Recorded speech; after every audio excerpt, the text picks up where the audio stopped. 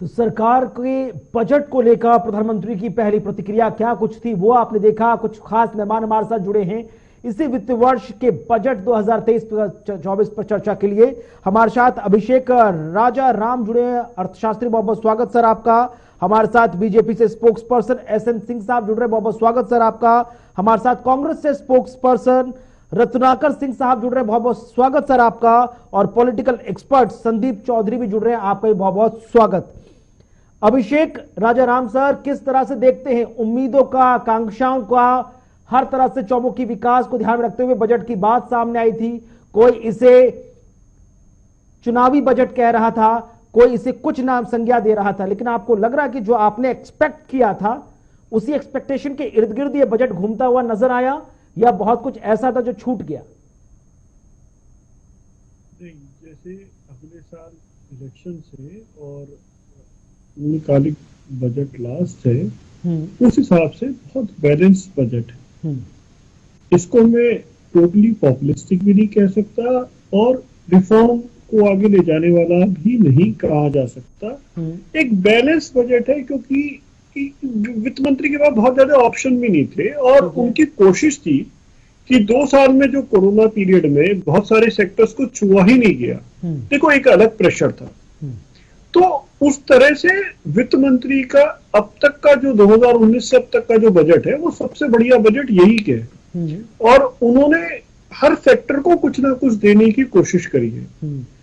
अब आप देखिए, अगर आप इनकम मिडिल क्लास की बात करें, देखिए इनकम टैक्स में स्लैब्स बढ़ाया गया है, इनकम टैक्स को आपकी स्टैंडर्ड डिडक्शन बढ़ा दी गई, सीनियर सिटीजन्स को का भी स्लैब बढ़ गया, प्लस सीनियर सिटीजन के इन्वेस्टमेंट 15 लाख से 30 लाख कर दिया गया, किसानों को पीएम प्रणाम दिया गया और जो कि फर्टिलाइजर स्टेट्स के थ्रू आएगी और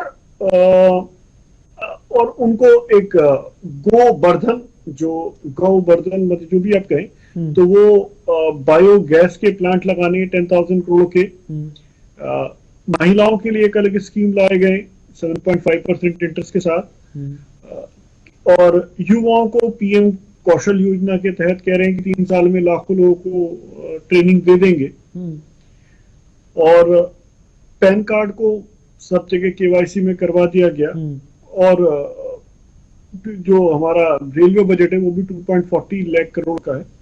तो ऑप्शन नहीं थे बहुत ज्यादा कुछ करने के। आप लास्ट ईयर में रिफॉर्मिस्ट बजट तो ला नहीं सकते, अगर आप रिफॉर्म लेकर आएंगे तो बड़ी प्रॉब्लम है। तो मेरे हिसाब से 5 साल का सबसे जो भी बजट आए हैं 2019 से, निर्मला सीतारमण जी को मैं आज बजट में तो पूरे में से पूरे मार्क्स दूंगा, जो उनकी बैलेंस की स्थिति थी। हालांकि रिफॉर्म्स अब नहीं आए और अगले साल आ नहीं सकते, क्योंकि 2024 का फरवरी का बजट वो तो इंटरिम बजट होता है और जो नेक्स्ट बजट आता है वो जून में आ जाता है। मई में सरकार ने चाह रहे हैं और कि जो अब तक पिछले 2-3 सालों में हमने देखा कि कोरोना के बाद से इकोनॉमी किस तरह से पटरी से उतरी, और उसके बाद जो कुछ भी हम रिगेन कर पाए, जो कुछ हमारे पास सीमित संसाधन थे, उसके हिसाब से वित्त मंत्री साहिबा ने हर एक क्षेत्र को कुछ ना कुछ देने की कोशिश की है, कोई सेक्टर छोड़ा नहीं है। कोई सेक्टर छोड़ा नहीं है, लेकिन एक पॉइंटर आप हमेशा याद रखिए, कल के अगर इकोनॉमिक सर्वे को भी देखो तो हमने अपनी जो रिफॉर्म जो ग्रोथ है जीडीपी की वो कम की है और करंट अकाउंट डेफिसिट हमारा बढ़ता जा रहा है।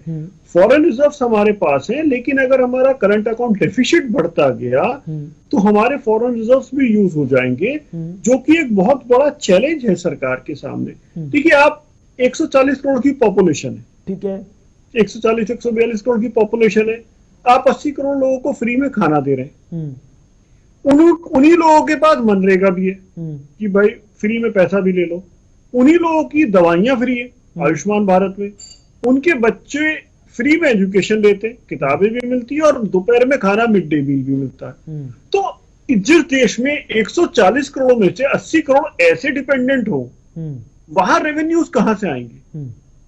और जो भी कुछ भेज सकते थे पिछले 4 साल में काफी कुछ भेज सके और अगले साल में और भेज देंगे। कि जब 140 करोड़ की आबादी में से 80 करोड़ लोग ऐसे हैं जिनको सरकार बैठा के खिला रही है, तो पिसरा तो मिडिल क्लास व्यक्ति है जिससे सारे टैक्स के आधार पर चीजों को खींचा जा रहा है। एसएन सिंह साहब, किस तरह से आप देखते हैं? कई चीजें हैं जिस पर अभिषेक राजा राम सर ने बहुत कुछ चीजें स्पष्ट कर दी हैं और कुछ चुनौतियां भी रख दी हैं और कुछ एक तरह से इंडिकेशन दे दिए हैं जिन पर बेहतर ढंग से काम करने की जरूरत है।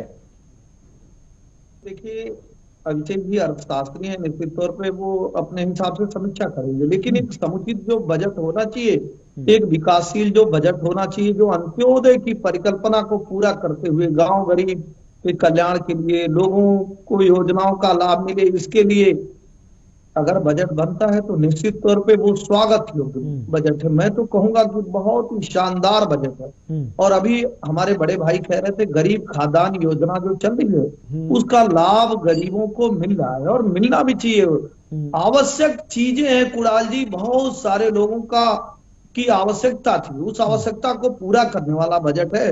और सिर्फ उन्हीं को नहीं, आप देखिए बुजुर्गों के लिए बड़ी राहत है, 15 लाख से उनकी जो बचत की सीमा है उसको 30 लाख बढ़ा दिया जाता है। और सबसे बड़ा जो टैक्स पेयर थे, जिसको हमारे अभिषेक जी भी मान रहे थे कि अगर 7 लाख तक की जो टैक्स सीमा बढ़ा दी गई है उससे बहुत बड़े वर्ग को राहत मिलेगा, छोटे वर्ग को नहीं। 5 लाख से 7 लाख, एक बार 2 लाख रुपए बढ़ा देना ये मामूली बात नहीं है। ये कौन कर सकता है? ये भारतीय जनता पार्टी की सरकार कर सकती है। महिला सम्मान बचत योजना ले आकर अगर 2 लाख रुपए महिलाएं बचत खाते में जमा करती हो, 7.5% ब्याज है। हेल्थ सेक्टर हो, उसमें 157 मेडिकल कॉलेज, 137 नर्सिंग होम की बात चल रही, युवाओं के लिए जो भत्ता देने की सरकार बात की है, तो निश्चित तौर पे किसानों के लिए मोटे अनाज के उपज के लिए, बागवानी के लिए 22,000 करोड़ रुपए।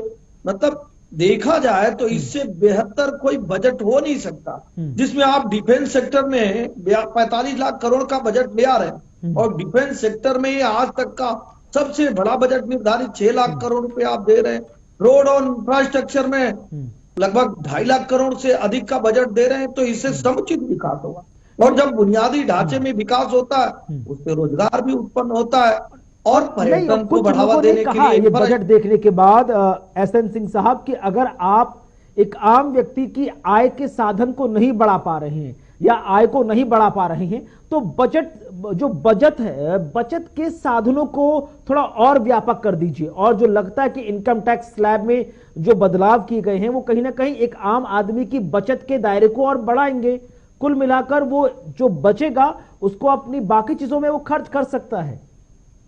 खुड़ाल जी देखिए, 3 लोग होते हैं, एक आदमी मैच खेलता है, वो रन बनाता है, एक आदमी होता है वो ताली बजाता है और तीसरा होता है वो केवल आलोचना करता है। आप कुछ भी करेंगे, अगर ट्रैक्टर ले आएंगे तो पड़ोसी कहता है कि ये ट्रैक्टर तो किराए का ट्रैक्टर है, जब 10 दिन बाद कहता नहीं तो लोन पे ले आए। मैं कह रहा हूं कि जब इंफ्रास्ट्रक्चर में, कुणाल जी हमारे बड़े भाई अभिषेक जी यहाँ बैठे हैं, अगर आप इंफ्रास्ट्रक्चर में बदलाव ले आते हैं, आप डेवलपमेंट के कार्य करते हैं, तो क्या वो रोजगार नहीं ले आता? और जब रोजगार आता है तो आय में ऐसे ही वृद्धि नहीं हो जाती है। आज देश की अर्थव्यवस्था 10वें से 5वें स्थान पे आई है, तो आय में वृद्धि के कारण हुई है। ऐसे तो चमत्कार नहीं होता, कार्य करने से होता है। जब सभी चीजों का समावेशी बजट, इसीलिए तो कहा जा रहा है कि अगर आप बुनियादी ढांचे में विकास कर रहे हैं, अभी सब पे अगर 1.5 लाख 2 लाख करोड़ रुपए का बजट आप इंफ्रास्ट्रक्चर पे रखे हैं, एमएसएमई पे रखे हैं, अगर आप इस तरह की चीजों को दे रहे हैं, तो निश्चित तौर पे जब वो कंपनियां चलेंगी, आगे बढ़ेंगी, तभी तो रोजगार सृजित हो जाएगा। सबके खाते में पैसा नहीं डाला जाता है कुणाल जी, यही तो बजट है। बजट में एक प्राविधान किया जाता है कि भला सेक्टर में है, कैसे राहत देंगे और ताकि लोगों को रोजगार मिले। इस पूरे बजट को जमीन पर उतारा गया है, लेकिन विपक्ष किस तरह से इस बजट को देख रहा है वो भी जानना बहुत जरूरी है। रत्नाकर सिंह साहब हमारे साथ जुड़े हुए कांग्रेस पार्टी से। रत्नाकर जी, सबसे पहले ये बता दीजिए कि ओवरव्यू आपका कैसा रहा है इस बजट को लेकर, निजी तौर पर, क्योंकि हमने देखा कि कई मुद्दों को लेकर कांग्रेस लगातार सरकार पर हमलावर रही और खुद कांग्रेस ने जो भारत जोड़ो यात्रा की उसके माध्यम से टटोलने की कोशिश हुई कि ग्राउंड जीरो पर जो लोग रह रहे हैं उनका घर आखिरकार चल कैसा रहा है महंगाई और तंगहाली के इस दौर में। आपने कैसे देखा है बजट? कुणाल जी, मैं इस बजट को यही कहूंगा कि जिस प्रकार के भारत देशवासियों की उम्मीदें थी, इस बजट से आम गरीब जनता जो है उम्मीद लगाकर बैठी थी कि हमें कुछ राहत देने का काम किया जाएगा, हमें कुछ रोजगार के अवसर प्रदान करने का काम किया जाएगा, लेकिन कुछ इस बजट से कुछ दिखा नहीं। तो मैं यही कहूंगा कि ये खोदा पहाड़ और निकली चुहिया वाला जो है बजट है। मैं आपको बता देना चाहता हूं कि देश की जो है गृहिणियां ये उम्मीद कर रही थी कि हमारे किचन का बजट जो है थोड़ा सा मोदी जी की मेहरबानी होगी तो हमारे किचन का बजट जो है वो अच्छा हो जाएगा। उम्मीद कर रही थी कि जो टैक्स स्लैब है, जो टैक्स जो लगाते हैं खाने पीने की वस्तुओं पे, उन टैक्सों को थोड़ा घटा दिया जाएगा। उम्मीद कर रही थी कि गैस में सब्सिडी दिया जाएगा, जिससे कि गैस के दाम जो 2 गुने 2.5 गुने हो गए हैं इनके शासनकाल में, वो उतना उनको पे नहीं करना पड़ेगा। उम्मीद कर रहे थे लोग कि डीजल और पेट्रोल में जो है सब्सिडी के माध्यम से कुछ न कुछ दाम कम करने के प्रोविजन जो इस बजटरी प्रोविजन किया जाएगा, लेकिन कहीं कुछ दिखा नहीं इस बजट में। दूसरी चीज मैं ये भी कहना चाहूंगा, अब ये रोजगार की बात कर रहे थे, युवाओं की बात कर रहे थे, मैं कहूंगा ऊंट के मुंह में जीरा। यह देश जो है युवाओं का देश है। करोड़ों युवा जो है सड़कों पे बेरोजगार घूम रहे हैं और 45 लाख युवाओं को आप धक्का देने की बात कह रहे हैं। कहीं ना कहीं आप उसी तरह कह रहे हैं कि 8 साल में आपने कहा कि हम 16 करोड़ लोगों की नौकरियों को देंगे, लेकिन आपने 71,000 जो है नियुक्ति पत्र बांटा। तो आप क्या कह सकते हैं, इसको ऊंट के मुंह में जीरा ही कह सकते हैं। रही बात किसानों की, तो मैं किसानों की बात कहता हूं कुणाल जी कि किसान भी आज उम्मीद कर रहा था कि आज जो इन्होंने वादा किया था कि हम किसानों की आय को दोगुनी कर देंगे, लेकिन खर्चे तो उनके दोगुनी हो गए और आय जो है घट गई। किसान उम्मीद कर रहा था कि खाद है, यूरिया है, उन सबों पे सब्सिडी के माध्यम से उनको राहत देने का काम किया जाएगा, सब्सिडी दिया जाएगा डीजल पे, बिजली के दरों में कटौती की जाएगी, लेकिन कहीं कुछ हुआ नहीं। देने के नाम पे ये सिर्फ डिजिटल ट्रेनिंग दे रहे हैं किसानों को और कुछ नहीं दे रहे हैं। किसानों ने यह उम्मीद किया था किसान निधि जो है वो कम से कम 6,000 है, तो अगर थोड़ा 2-4 हजार और बढ़ जाएंगे तो जो महंगाई इतनी बढ़ गई है उससे कुछ लड़ने में फायदा होगा। आज किसानों को जो ट्रैक्टर खरीदना पड़ रहा है उसमें भी 28% जीएसटी भरना पड़ रहा है। आज जो कीटनाशक दवाएं जो खरीदनी पड़ रही है किसानों को उसमें भी 18% जीएसटी भरना पड़ रहा है। जो बीज खरीदने पड़ रहे हैं उसमें 12% जीएसटी भरना पड़ रहा है और किसी यंत्र जो है उसमें 28% जीएसटी भरना पड़ रहा है। तो मैं कहना चाहूंगा कि किसानों को आपने टैक्स से कोई राहत तो दिया नहीं और बात आप कहते हैं किसानों की आय को दोगुना करने की। 2 चीज मैं कहूंगा कुणाल जी, मुझे 1 मिनट और समय दीजिएगा। अर्थशास्त्री कह रहे थे कि 80 करोड़ जनता, ये विडंबना है, हमारे देश की 140 करोड़ देश की जनता है और उसमें 80 करोड़ जनता को आज भी मुफ्त राशन देने की मजबूरी है। ये डिपेंडेंट हो गए हैं। ये इनको इंडिपेंडेंट कभी बनाएंगे, मैं ये भारतीय जनता पार्टी से पूछना चाहता हूँ। भारतीय जनता पार्टी के नेता तो जवाब देंगे, लेकिन उससे पहले अभिषेक राजा राम साहब, मैं सर आपका पूरा आधा घंटा पड़ा है सर मैं आऊंगा आपके पास, आप आराम से बात कर लीजिएगा।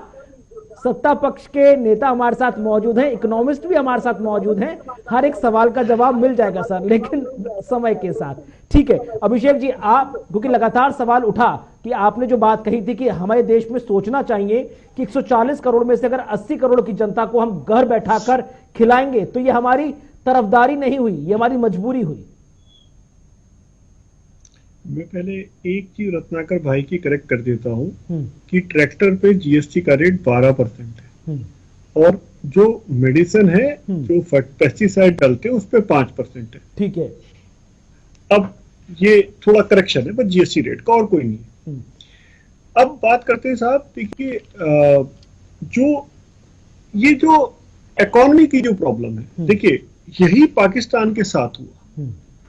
पाकिस्तान की जो इकोनॉमी थी वो 5% से ग्रो कर रही थी और 10 साल 10 साल ग्रो करती रही, लेकिन वहां पर जो जनसंख्या विस्फोट हुआ वहां से उनकी पर कैपिटा इनकम सिर्फ 2% बढ़ी, जिसकी वजह से अल्टीमेटली उनकी इकोनॉमी क्रैश कर गई। हमारे यहाँ भी जब तक हम जनसंख्या नियंत्रण नहीं करेंगे, जनसंख्या नियंत्रण कानून लाएं या माइंडसेट बदलें, देखो दोनों तरीके हैं। जब तक हम ये कोई खुशी की बात नहीं कि हम दुनिया में सबसे ज्यादा पॉपुलस कंट्री हो गए, 142, सोचनीय विषय है, ये तकलीफ की बात है और ये सोचने का विषय है कि यहां से आगे कहां जाएंगे। आप रोड पर चले जाइए, इतनी मेट्रो बन गई, इतना रेलवे बन गया, इतना इंफ्रास्ट्रक्चर बन गया, इतने टोल ब्रिज बन गए, इतने फ्लाईओवर बन गए, लेकिन कभी जगह नहीं मिलती। धीरे धीरे ये प्रॉब्लम बढ़ती जा रही है और अगर इसको कंट्रोल नहीं करा तो आगे चल के हमारी इकोनॉमी और वीक होती चली जाएगी। हम इनकम करते रहेंगे, हम कंजम्पशन बेस्ड इकोनॉमी है, हमारा एक्सपोर्ट नहीं होता। एक्सपोर्ट क्यों नहीं होता? क्योंकि हम मैन्युफैक्चरिंग हब नहीं बन पाए। मैन्युफैक्चरिंग हब क्यों नहीं बन पाए कि हमने 30 साल बाद SEZ का मॉडल चाइना का कॉपी करा। एक तो 30 साल बाद कॉपी करा, दूसरा हमारे यहाँ कोई इन्वेस्टमेंट करने नहीं आया। हमारे यहाँ जो लेबर फोर्स है, जो एजुकेशन सिस्टम है, वो या तो अनस्किल्ड है या जो स्किल्ड भी है वो फुली स्किल्ड लेबर नहीं है। हम सर्विस सेक्टर में तो ग्रो कर गए, वो भी कुछ लेवल था जो ग्रो कर गए। हमारी एजुकेशन इंग्लिश अच्छी थी तो ग्रो कर गए, लेकिन जो हमारा इंफ्रास्ट्रक्चर है, हमारा जो मैन्युफैक्चरिंग हब है, हमने मेड इन इंडिया थे जी। हम 80 या 90 के दशक में मेड इन इंडिया थे। मेड इन इंडिया से हम मेक इन इंडिया पर आ गए और बीच में बात कही गई थी असेंबल इन इंडिया। तो आज हम देखिए, ना तो हम मोबाइल फोन वैसे बना पा रहे हैं कि भाई जो हमारे यहाँ के मैन्युफैक्चर हो, ना हमने देखिए आज तक गूगल बनाया, ना हमने कोई एंड्रॉइड जैसा ऑपरेटिंग सिस्टम बनाया। एप्पल भी आ रहा है तो यहाँ पर असेंबल कर रहा है, बना नहीं रहा, आगे चल के जरूर बनाएगा। सैमसंग भी यहाँ असेंबल कर रहा है। ये एक रिफॉर्म की जरूरत है। ये रिफॉर्म एक विजनरी प्राइम मिनिस्टर ले सकता है जिसके पास मैंडेट हो। दोनों बार 2014 में भी 2019 में भी जनता ने बहुत भरोसा दिखाया। मोदी जी की बाकी सारी बातें ठीक हैं, इस मामले में वो अपॉर्चुनिटी से चूक गए। लेकिन मुझे उम्मीद है जो भी, अगर वो जैसे भी मैंडेट से वापस आएंगे या जो भी प्राइम मिनिस्टर आएगा, वो कम से कम ये विजन दिखाएगा कि हम मैन्युफैक्चरिंग हब बन जाएं। अगर हम मैन्युफैक्चरिंग हब बन जाते हैं तो अनएम्प्लॉयमेंट की प्रॉब्लम एक हद तक दूर हो जाएगी। प्लस जो पलायन होता है छोटे शहरों से जो बड़े शहरों में आते हैं, वो भी रुक जाएगा, क्योंकि फैक्ट्रियां दिल्ली बॉम्बे में तो लगेंगी नहीं, वो खाली जगह चाहिए तो कहीं इंटीरियर्स में लगेगी। तो कुछ हद तक हमारे देश की बहुत बड़ी प्रॉब्लम सॉल्व हो सकती है। और प्लस हम मैन्युफैक्चर करेंगे तो एक्सपोर्ट भी करेंगे, एक्सपोर्ट करेंगे तो पैसा आएगा। अभी जो हम 5वें नंबर की इकोनॉमी बन गए, ये कोई हमारी एक्सपोर्ट ओरिएंटेड इकोनॉमी नहीं है, हमारी कंजम्पशन बेस्ड इकोनॉमी है। हम 140 करोड़ कुछ तो खाएंगे, कुछ तो यूज करेंगे, तो इससे कोई बहुत ज्यादा खुश होने वाली बात नहीं। जो हमसे नीचे इकोनॉमी है, एक्सपोर्ट, उनका साइज देखिए, इंफ्रास्ट्रक्चर, परचेजिंग पावर, इन तमाम चीजों पर बात की। लेकिन दो महत्वपूर्ण विषय है, मैं चाहूंगा कि आप अपना कीमती समय इस पर बहुत ब्रीफली दें, फिर उसके बाद मैं SN सिंह साहब के पास जाऊंगा कि महंगाई और रोजगार के अवसर, ये दोनों एक दूसरे को कहीं ना कहीं डायरेक्टली या इनडायरेक्टली प्रोपोर्शनेट करते हैं। महंगाई कितनी भी बढ़ जाए, अगर एक आम व्यक्ति के पास रोजगार के अच्छे अवसर होंगे वो उसको डील कर लेगा। लेकिन अगर महंगाई भी होगी और रोजगार के अवसर भी अच्छे नहीं होंगे तो ये दोनों चीजें हैं जो दिक्कत कर देंगी। आपको लग रहा है कि इस बजट में इन दोनों जो दुश्मन है, यानी कि महंगाई और रोजगार, वो बेरोजगारी, इनको अच्छी तरह टारगेट करने के लिए स्कीम्स को रखा गया? नहीं, देखिए, एम्प्लॉयमेंट को टारगेट करने के लिए आपको रिफॉर्मिस्ट बजट लाना होता है, जो कि ये पॉसिबल था ही नहीं इस बार। तो वो रिफॉर्मिस्ट बजट तो आया नहीं। अनएम्प्लॉयमेंट तो आगे आने वाले समय में और बढ़ेगा। इन्फ्लेशन कंट्रोल करने की बात इसमें कही गई है, कल भी कही गई थी, लेकिन बातों का क्या है, जब तक धरातल पर काम नहीं होगा तब तक इन्फ्लेशन कंट्रोल नहीं हो सकती। एक आम आदमी को तो लगता है ना जी, मेरा गैस सिलेंडर इतना महंगा हो गया, पेट्रोल डीजल महंगा हो गया, लेकिन बीते दिन तो खाने की सब्जी महंगी हो गई, तो उसमें कोई कंट्रोल नहीं है। इकोनॉमिक सर्वे जो पेश किया गया उसमें कहा गया कि भाई इन्फ्लेशन को हम डील करने में काफी हद तक कामयाब हुए हैं, और कोरोना काल में जो डेंट लगा इकोनॉमी पर, वो भी डेंट से हम काफी हद तक रिकवर कर चुके हैं। मैं ठीक है, इसी पर चर्चा में वापस आऊंगा, आप लोगों से जवाब लूंगा, लेकिन उससे पहले छोटा सा ब्रेक ले रहे हैं। ब्रेक के बाद जल्द हाजिर होंगे और आप देखते रहें हमारी non stop special coverage budget 2023-24।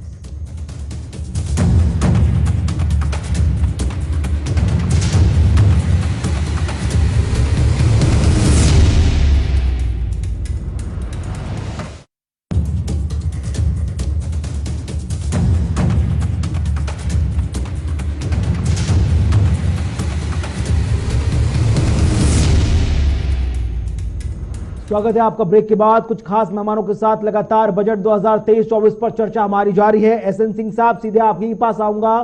कई मुद्दों को लेकर, मुख्य रूप से महंगाई और रोजगार के सृजन को लेकर लगातार सवाल उठे और उस पर इकोनॉमिस्ट अभिषेक राजा राम सर ने बहुत कुछ कहा। आपका नजरिया इस पूरी दो विषयों पर, क्योंकि यही दो चीजें हैं जो युवा को परेशान कर रही हैं। रोजगार आसानी से उपलब्ध नहीं हो रहा, और अगर हो जा रहा है तो महंगाई के चलते उसकी जेब खाली रह जाती है। देखिए, अभिषेक जी ने अच्छा सवाल किया, क्योंकि सरकार और सत्ता में हमसे सवाल बनता है और जवाब हम देंगे। हम अभिषेक जी का जवाब दें इसके पहले बहुत 10 सेकंड का जवाब रत्नाकर जी का देते हैं, क्योंकि रत्नाकर जी की भी कुछ राज्यों में सरकार है, आप तुलना कर लीजिएगा। हिमाचल में अभी एक आपके पत्रकार ने इनके एक मंत्री से पूछा तो उन्होंने क्या कहा वहां के बारे में, डीजल पेट्रोल क्यों बढ़ रहे हैं, और राजस्थान की तुलना आप करके देख लेंगे कि वहां कोई ऐसा मॉडल पेश नहीं कर पाए, सबसे ज्यादा बेरोजगारी दर राजस्थान में। फिर भी हम चर्चा पे आते हैं, हम रत्नाकर जी की बात पे नहीं जाते, हम आते हैं अभिषेक जी की बात पे कि रोजगार के लिए क्या किया गया। अगर हम कृषि में चलते हैं कुणाल जी, और बागवानी वाली कृषि करते हैं, मत्स्य पालन वाली कृषि करते हैं, मोटे अनाज के बढ़ावा वाली कृषि के कार्य करते हैं और ऑर्गेनिक कृषि करते हैं, निश्चित तौर पर इससे भी रोजगार आएगा। जब हम 50 नए एयरपोर्ट बनाते हैं वहां से भी रोजगार सृजित होता है, और वन डिस्ट्रिक्ट वन प्रोडक्ट के माध्यम से अगर हम यूनिटी मॉल बनाते हैं वहां से भी बड़ी संख्या में रोजगार आता है। बॉर्डर पे जो सटे गांव हैं, अगर हम टूरिज्म को बढ़ावा देते हैं वहां से भी रोजगार आता है। गोवर्धन योजना के तहत 500 प्लांट बनाने का जो कार्य सरकार कर रही है वहां से भी रोजगार आते हैं। और मैं फिर भी यही कह रहा हूं, निश्चित तौर पर हमारे बड़े भाई अभिषेक जी अर्थशास्त्री हैं, जायज है इनका सवाल बनता है, लेकिन जब भी आप बुनियादी ढांचे में विकास करते हैं, जब विकास की गति के लिए कार्य करते हैं, और एक एक चीज को बता रहा हूं, डिफेंस में अगर 5,94,000 करोड़ सरकार दे रही है तो रोड और इंफ्रास्ट्रक्चर के 2,70,000 करोड़ दिए। मिनिस्ट्री ऑफ रेलवे में 2,41,000 करोड़ दी है, कंज्यूमर अफेयर्स में 2,06,000 करोड़ दिए। तो अगर कंज्यूमर मिनिस्ट्री को 2,06,000 करोड़ दे रहे हैं, वो इसीलिए तो दे रहे हैं कि वो रोजगार सृजित करेंगे। आज जो है वो आवंटन होता है, आज बजट का आवंटन होता है, आज रोजगार की घोषणा नहीं होती है।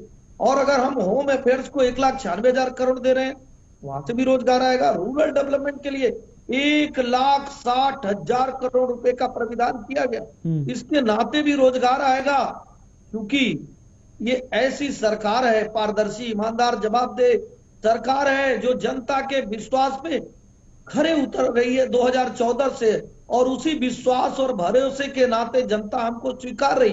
अगर हम रोजगार नहीं देंगे या हम ऐसे कार्य करेंगे अभिषेक जी, तो हम जनता के बीच में कैसे जाएंगे। लगातार सरकार इस बात को सुनिश्चित कर रही है। आज बॉर्डर पे 25 जो रोड बन रहे हैं वहां पे भी कोई गिट्टी सप्लाई करता है, कोई मिट्टी सप्लाई करता है, कोई सीमेंट सप्लाई करता है, कोई माटी का लेता है। तो हम विकास के जो कार्य कर रहे हैं उसके माध्यम से भी रोजगार आता है। आज 20 ऐसी विदेशी कंपनियां जो भारत में आकर निवेश कर रही हैं, उसके माध्यम से भी रोजगार सृजित हो रहा है। और एक भारत, लेकिन सर ये सवाल उठता है कि अगर रोजगार का सृजन इतने बेहतर ढंग से हो रहा है तो उसके बावजूद भी हमको 80 करोड़ लोगों को बैठाकर क्यों खिलाना पड़ रहा है? क्यों हमको इतने लोगों को प्रधानमंत्री आवास योजना के तहत घर फ्री के बांटने पड़ रहे हैं? क्यों हमें उनकी बाकी बुनियादी चीजों की फ्री में उनको दवाइयां बांटनी पड़ रही हैं? हम उनको रोजगार के अवसर देंगे तो ज्यादा वो इकोनॉमिकली बेहतर हो जाएंगे, डिपेंडेंसी कम होगी सरकार पर। कुणाल जी, अभिषेक जी ने बहुत बड़ी बात कही, उसी पे अभिषेक जी ने भी कहा और मैं भी उस पर मोहर लगाते हुए कुणाल जी कहता हूं, जनसंख्या वृद्धि एक ऐसी चीज है, अगर बहुत ज्यादा जनसंख्या रहेगी, मैं किसी एक आम को 1 लोगों को देता हूं और एक आम को 10 लोगों को बांटता हूं, तो निश्चित तौर पर उसमें कमी आ जाए। तो हमारे यहाँ बहुत सारे ऐसे कारण हैं, आर्थिक कारण, सामाजिक कारण और राजनीतिक कारण, जैसे कांग्रेस जैसी पार्टियां जो नहीं चाहती हैं, वो जान के तोड़ने का कार्य करती हैं, जोड़ने का झूठा नाटक करते हैं। इनके नाते इस तरह की चीजें हो रही हैं, क्योंकि हम तो राजनीतिक पार्टी हैं। निश्चित तौर पे हम विकास की भी बात करेंगे और राजनीति की भी बात करेंगे कि आज हमारी पीठ थपथपाने का समय है। आज 7 लाख रुपए छूट मिल रहा है, आप उस पे एक शब्द भी नहीं बोल रहे हैं, और आप कह रहे हैं कि ये बजट एक्सपर्ट्स तो ये भी कह रहे हैं कि मिडिल क्लास में जब कुछ देने को नहीं बचा तो आपने 7 लाख का स्लैब क्रिएट कर दिया, ताकि उसको भी ऐसा ना लगे कि उसको कहीं ना कहीं दरकिनार कर दिया गया। रत्नाकर जी, ऐसा तो नहीं है कि तमाम दिक्कतें, जो परेशानियां महंगाई की या रोजगार के कम अवसर की या बढ़ती जनसंख्या की, आपके कार्यकाल में नहीं रही? आपकी जब सरकार थी तब भी इन तमाम समस्याओं से इंसान जूझता रहा, अब भी जूझ रहा है, लेकिन अब ये कहा जा सकता है कि शायद रोजगार के बेहतर अवसर को सृजन करने की सरकार काबिलियत तो दिखा रही है। कुणाल जी, देखिए, मैं ये कहना चाहूंगा कि हमने कभी नहीं कहा कि पकौड़ा तलना भी एक रोजगार है। हमने कभी नहीं अपनी पीठ अपने हाथ से थपथपाया। ये तो जनता को तय करने दीजिए कि जनता क्या चाहती है। ये कह तो रहे हैं कि रेलवे में हमने 2.4 लाख करोड़ का जो है बजटरी प्रोविजन किया, लेकिन सच्चाई ये भी है कि आज हमारे जो गरीब बुजुर्ग है जो अपनी औलादों से मिलने के लिए एक शहर से दूसरे शहर में जाते हैं, उनको वो कंसेशन जो रेलवे का मिलता था वो रेलवे कंसेशन भी छीनने का काम किसी ने किया है, तो यह भारतीय जनता पार्टी ने किया है। ये तो कह तो रहे हैं कि हम रक्षा बजट में कितने लाख करोड़ का प्रोविजनिंग किया है, लेकिन सच्चाई तो यही है कि आज भी ये अग्निवीर जैसा योजना लेके आते हैं ताकि रक्षा बजट में कटौती किया जा सके। ये कहते हैं कि हमने 1 लाख शिक्षकों की भर्तियां जो है यहाँ पे निकाली है, अपने बजट में दिखाया है कि 1 लाख शिक्षक एकलव्य के तहत हमने 1 लाख शिक्षकों की भर्तियां करेंगे, लेकिन सच्चाई ये है कि सिर्फ केंद्र सरकार के पास 10 लाख अभी रिक्त पद खाली है, वो कब भरेंगे? मैं ये भारतीय जनता पार्टी से पूछना चाहता हूं। ये कहते हैं कि हमने एमएसएमई के लिए बहुत सारी बजटरी प्रोविजन किए हैं,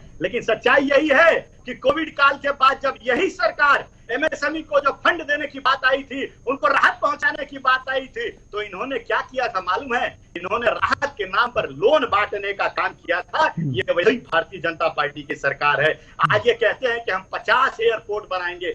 अरे जरा गरीबों के हितैषी है अगर आप, तो गरीबों के हित में कितना काम किया है आप बता दीजिए। ये 50 एयरपोर्ट तो जनता को मालूम है कि ये बनने के बाद भी अडानी और अंबानी। ठीक है, आप जनता की बात कर रहे हैं तो जनता की कुछ प्रतिक्रियाएं भी इस बजट पर सामने आई है। सर मैं आऊंगा आपके पास, लेकिन जनता की कुछ प्रतिक्रियाएं भी सामने आई हैं। आइए देख लेते हैं कि इस बजट को लेकर आम जनता की जो पहली प्रतिक्रिया थी उसे कितना समझ में आया और उन्होंने जो उम्मीदें रखी थी क्या वो उम्मीदों की पूर्ति इस बजट में आई या नहीं। आइए देखते हैं।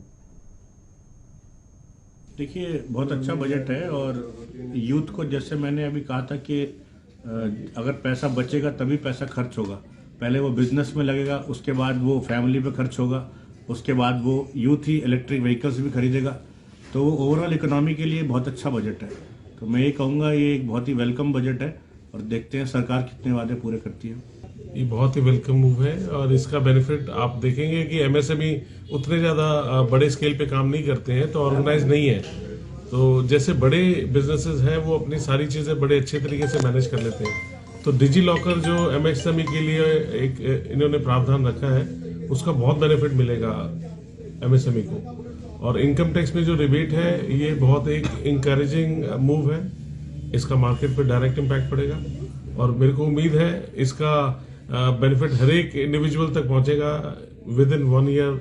आप देखेंगे इंडिया की इकोनॉमी जो है उसका जो ग्रोथ रेट है और ज़्यादा इम्प्रूव होगा। जी जो हमारी संस्था ने बोला था, हम सब उद्यमी वर्ग नोएडा, उसके हिसाब से जो भी हमने मांगा था हमें उससे ज़्यादा गवर्नमेंट ने दिया है। जो हमारी डिमांड थी या जो हमारी सोच थी, गवर्नमेंट शायद हमारी बात को हमारी बात को सुन रही थी, हमें तो ऐसा प्रतीत होता। बाकी गवर्नमेंट ने बहुत अच्छा काम करा है, युवा वर्ग के लिए हो, चाहे किसान के लिए हो या उद्यमी के लिए हो, हर किसी के लिए ये बजट बहुत फायदेमंद है और भारत के लिए भी ये बहुत अच्छा सुनहरे आगे जाने वाला बजट है।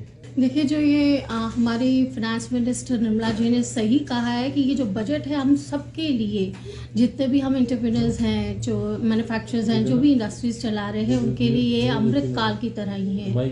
हम बेनिफिट्स हमारे लिए जो है, जो स्मॉल स्केल इंडस्ट्रीज जो छोटे छोटे घरों में भी जो अपने फीमेल्स बिजनेस कर रही हैं, उनके लिए भी फीमेल्स जो बिजनेस कर रही हैं उनके लिए भी बहुत बेनिफिट्स है इस टैक्स के लिए कि जिनकी इनकम 5 लाख से 7 लाख जो आ रही है उस पर हमें बहुत छूट मिला है टैक्स में, जो कि बहुत इनिशिएट फीमेल को आगे बढ़ने के लिए, काम के लिए बहुत हेल्पफुल रहेगा। इससे क्या है, जितनी भी फीमेल्स हम जो अपने घरों में हैं, जो हम कुछ करने की, आगे बढ़ने की सोच रहे हैं, उनके लिए एक बहुत इनिशिएशन पॉइंट बहुत अच्छा है, जिससे वो आगे इनिशिएट करके आगे बढ़ सकती है।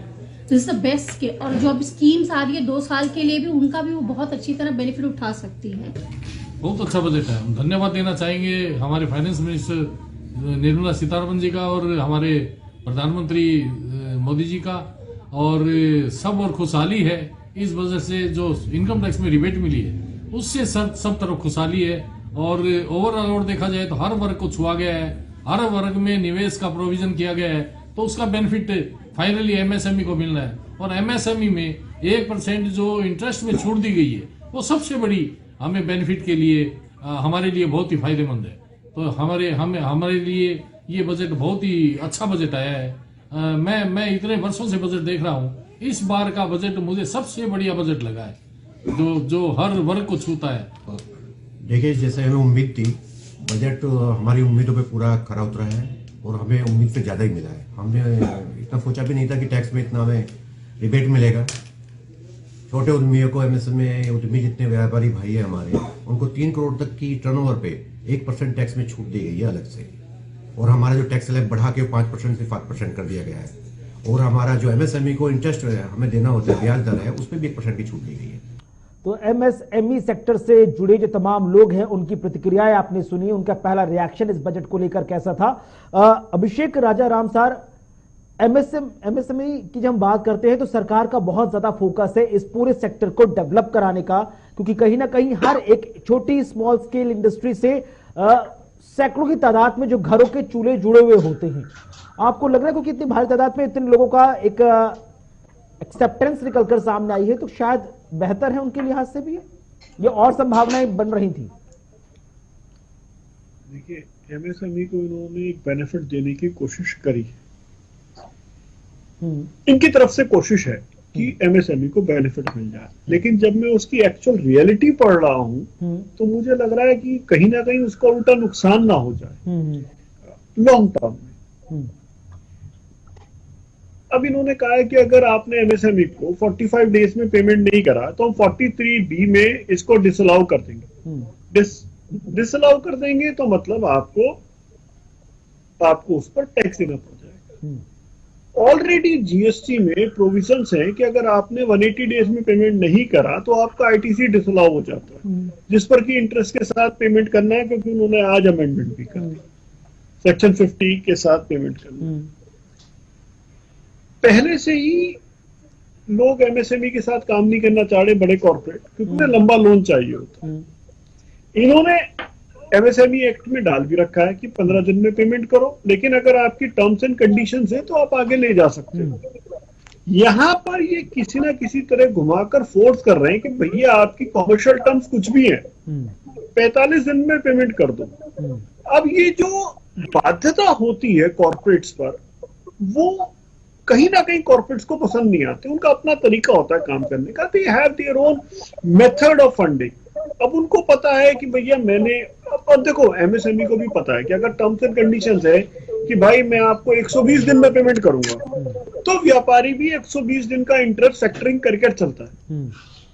अब टर्म्स एंड कंडीशन सेट हो गई कि भैया 120 दिन में पेमेंट करूंगा, कॉर्पोरेट 120 दिन के हिसाब से फंडिंग लेकर बैठा हुआ है।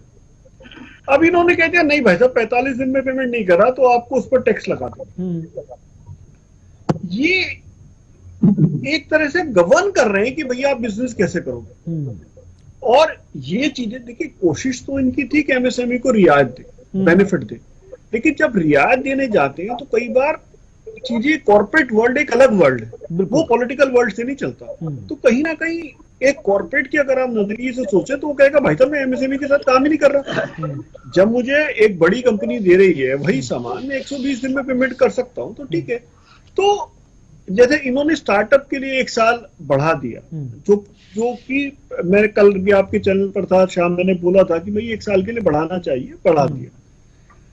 और 7 साल का लॉस उन्होंने बढ़ाकर 10 साल कर दिया, even when change of the management. तो ये कहीं ना कहीं बहुत अच्छा काम करा। पिछले साल भी इन्होंने ड्रोन सेक्टर को, लेकिन उम्मीद कर सकते हैं कि आने वाले वक्त में शायद धीरे धीरे ही सही जो तमाम मेजर स्टेप्स सरकार के द्वारा ली जा रहे हैं इकोनॉमिक की स्टेबिलिटी के साथ साथ तमाम सेक्टर्स की स्टेबिलिटी को लेकर, शायद वो पॉजिटिव रिव्यूज के साथ निकलकर सामने आए। बहरहाल समय इतनी ही इजाजत दे रहा था चर्चा को आगे बढ़ाने के लिए। आप तीनों